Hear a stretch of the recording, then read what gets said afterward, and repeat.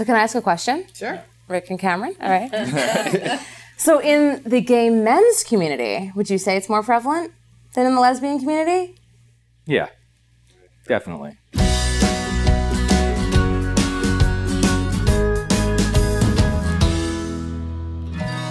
So if you're to believe the media, infidelity is absolutely rampant in relationships. So the question is it as prevalent in gay and lesbian relationships? And are there alternative lifestyles, maybe polyamory or open relationships, that help solve for some of these issues? I think it's just as prevalent. I think in the heterosexual community, there's infidelity, and in the gay community. And I think that people are trying to figure out how to make long-term relationships work. And they're coming up with the newest 8-year contract, right, which I think is brilliant. I've worked with many couples and individuals that are trying to navigate polyamory because monogamy isn't working. We see it, the divorce rate is over 50%, and they're trying to make it work. Very complicated, not easy. But yeah, so to answer your question, I would say it's just as prevalent. I'd have to agree with you, just basically because life and relationships, just as a whole, they're difficult things. I mean, there's all sorts of little bullshit things we have to put up within a date in itself. So when you get into a relationship and you're just trying to navigate those natural waters and just try to make sure you succeed, I mean, it can become rough. So like you said, people are turning over to those open relationships. And I mean, if it works for them, why change it? I think part of it too is we throw this barrier up that suddenly, oh, I'm in a relationship. And now suddenly we just define this as like some big scary thing. And whether you're gay or straight, it doesn't really matter. When you enter into relationship, the first thing that happens is, oh, how do I do this? And I always just laugh because, are you fucking serious?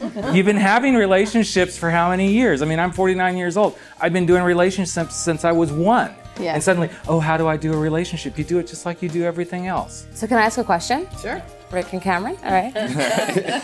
So in the gay men's community, would you say it's more prevalent than in the lesbian community? Yeah, definitely.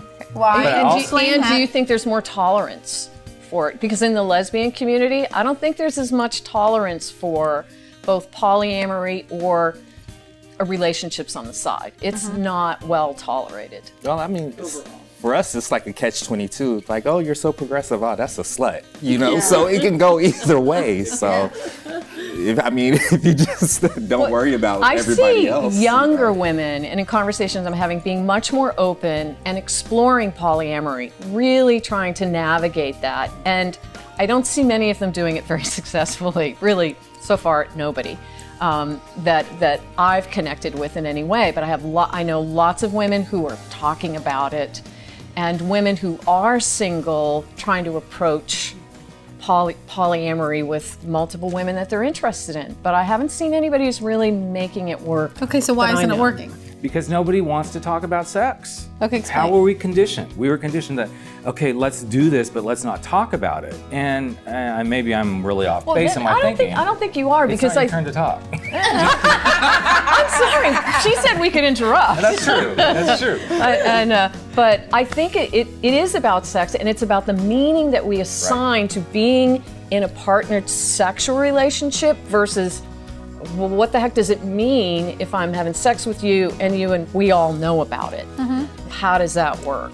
I think there's also the piece of just, it sort of goes against our wiring. Like the jealousy, the feeling threatened, the fear of abandonment. You know, it just goes, for me, it's like when I think about it in theory, it sounds like something, it sounds good, right? But then I think, I would be so jealous, I would feel so threatened, yet I'm confident. So it's, you know what I mean? It goes against, and I see my clients, they struggle with it. You know, they really want to make it work, and they're communicative, right? They're really approaching it in a way that's open. They're trying to be as open as they can be, and they run into it almost every time. But think about going back to our teenage years. How did we learn to be socialized into sexual or any kind of relationship? Oh, well, I don't want anybody to know I'm dating somebody, or mom and dad, we can't let them know that I'm actually interested in this.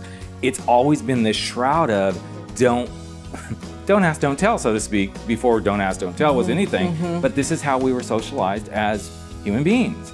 And now suddenly we're starting to have these conversations about, okay, should we have an open relationship? Should we be in bed together and then tomorrow we're gonna go whatever, be with such and so and screw him, fuck him, whatever, and come home, I love you, honey. Oh, I do love my partner. But it's that conversation that we never were taught to have, no more than we were ever taught to have a conversation that, oh, I'm gay. It's the same sort of basis. It sounds like the answer to this question about is infidelity as prevalent in the gay community as it is in the straight community, there's sort of two answers. One is yes, right? We're all sort of playing on an even field. People are cheating if they're gonna cheat. And two, men kind of get a bad rap. Like, you guys are really have a stereotype out there that the community thinks you're a bunch of dogs out there having lots of sex. So perhaps we should dig into that a little deeper.